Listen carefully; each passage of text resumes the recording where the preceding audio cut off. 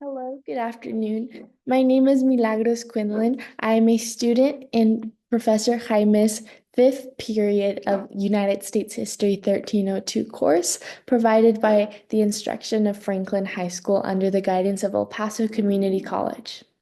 Today I'm going to take you back to the early 1960s, a time of deep racial division, social activism, and historic bravery.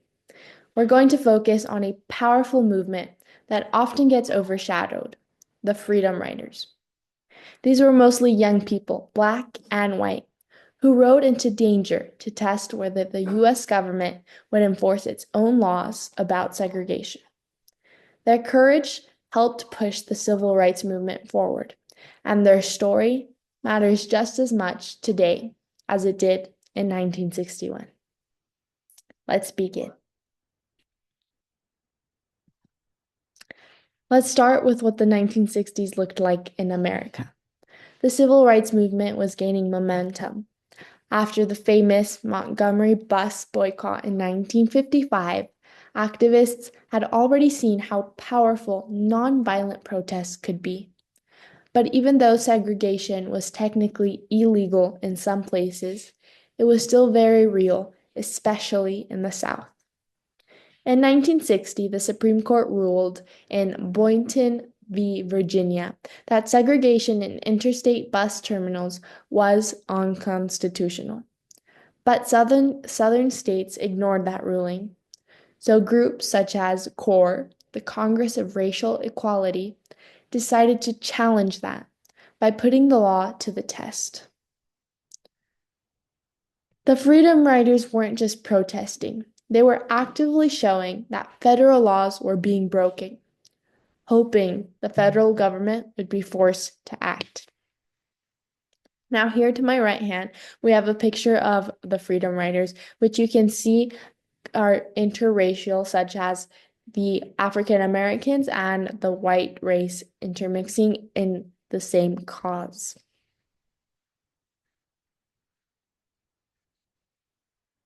In our next slide, we have what were the Freedom Riders? The Freedom Riders were organized bus trips through the Deep South. Black and white riders would sit together on buses, use each other's restrooms and waiting rooms, and enter whites only areas, all to challenge local laws that were still enforcing segregation. The first group of 13 riders, 7 black, 6 white, left Washington, D.C. in May 1961, planning to reach New Orleans.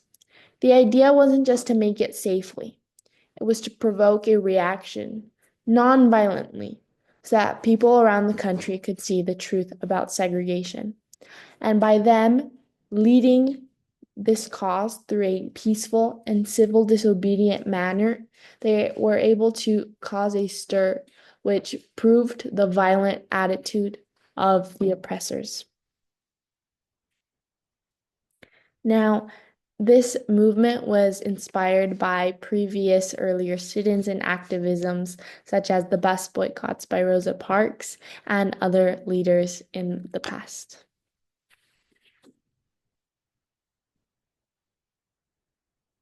So, who were these people?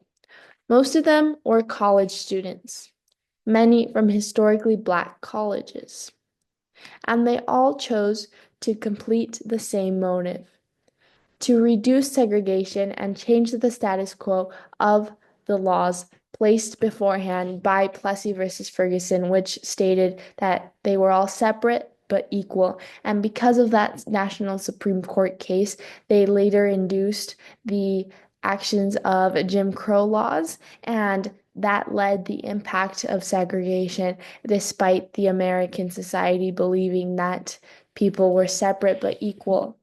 And because of this, the bus boycotts began, and so did this movement.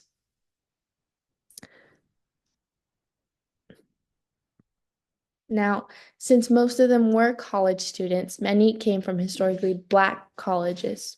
They came from different places. Some were Northerners, others Southerners. But they all shared the belief that injustice anywhere was a threat to justice everywhere. Down below, we have a picture of all the mugshots of several participants of this cause, and you can see that not only were some black, but most of them were also white, which proved a deep cause for this movement. One of the most famous individuals was John Lewis, who later became a U.S. congressman and was one of the original writers. Another key figure was Diane Nash, a 22-year-old student who would later lead the continuation of the riots when others were injured. These weren't celebrities or politicians. They were young people who believed they had the power to make a difference, and they did, despite knowing the consequences and the risks that their actions had.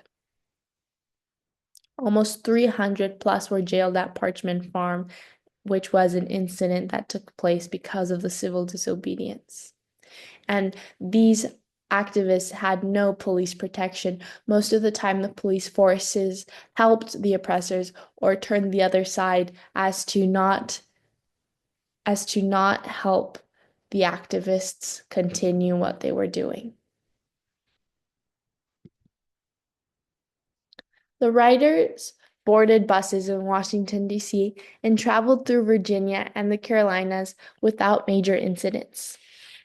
But by the time they reached Alabama, things turned violent. At each stop, they tried to use white-only facilities as the Supreme Court had ruled they could. That's what made this so effective. It wasn't random. It was legally based, but morally driven. Many of them sent federal marshals after violence and ICC orders bus terminal integration. And although the government was slow to act, it eventually did because of the mass national media that took place. An example being in Anniston, Alabama, one of the most horrific moments occurred. A mob surrounded the bus, smashed windows, and eventually threw a firebomb inside. As the bus burned, the riders barely escaped with their lives. Photographs of the burned bus appeared in national newspapers and shocked the country. This wasn't just a Southern issue anymore, it was national news. Americans could no longer ignore what was happening. And a major cause of this was the first-hand voices that helped lead the cause, such as John Lewis, Diane Nash. At the top, we have a picture of John Lewis when he was younger in the 1960s, and below, one of him receiving the Medal of Honor by President Barack Obama a few years ago. Media and public relation played a huge factor into the development and the popularity that this movement had. Since it wasn't just a Southern issue, it became national. Americans could no longer ignore what was happening. The media helped spread a wildfire that helped every American citizen know what was happening. And this happened through television, radio, newspapers, and personal interviews.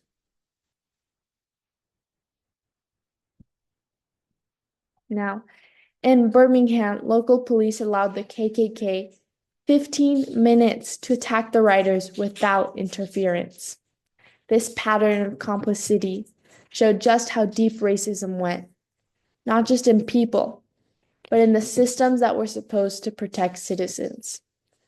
When riders reached Jackson, Mississippi, they weren't met with violence, but with mass arrests. Over 300 riders were jailed for breach of peace and sent to the notorious Parchment prison.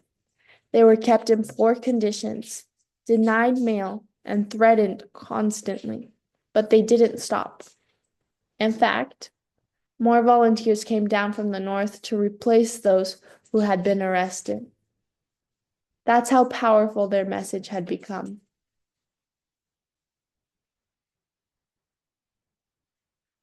Going back to the media played a critical role in this movement. Pictures of bloodied riders and burning buses made the front pages of national newspapers and were broadcast across television screens in America. In the early 1960s, the US was deeply engaged in the Cold War. America was trying to present itself as a leader of democracy, but these images of racial violence undermined that message. The Freedom Riders knew that showing the violence, not causing it, would help force change. Federal government response.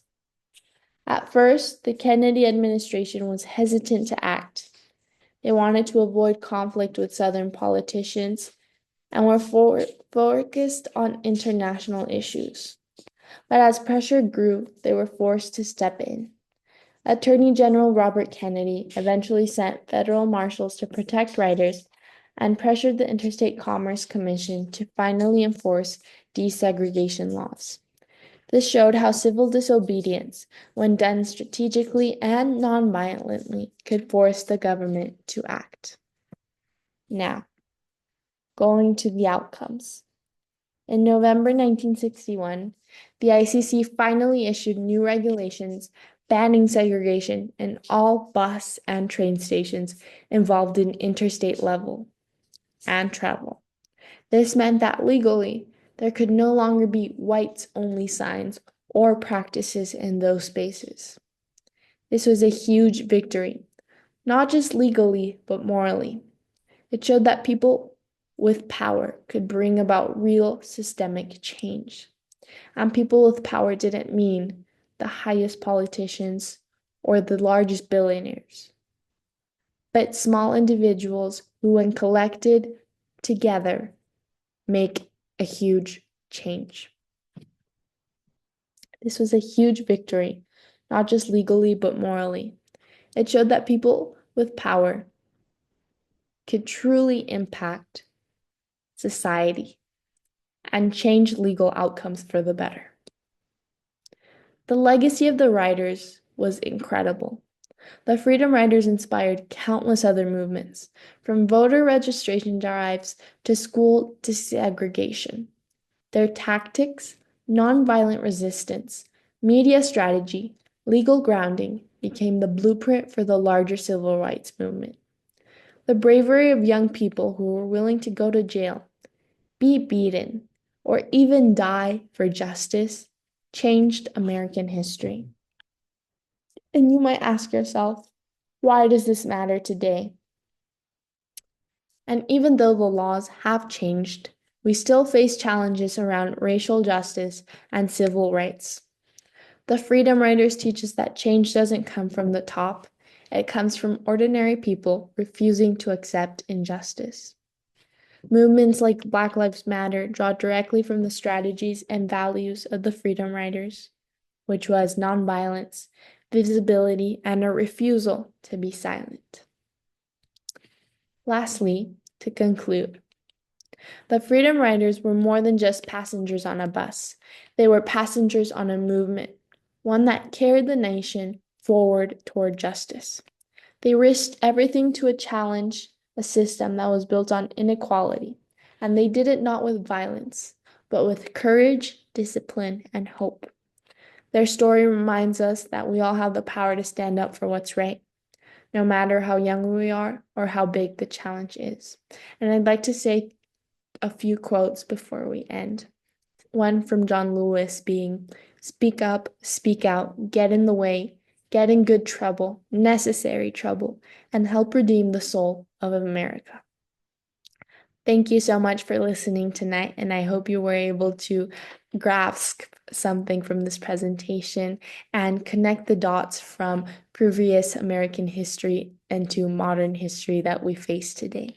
Thank you so much and have a great rest of your night.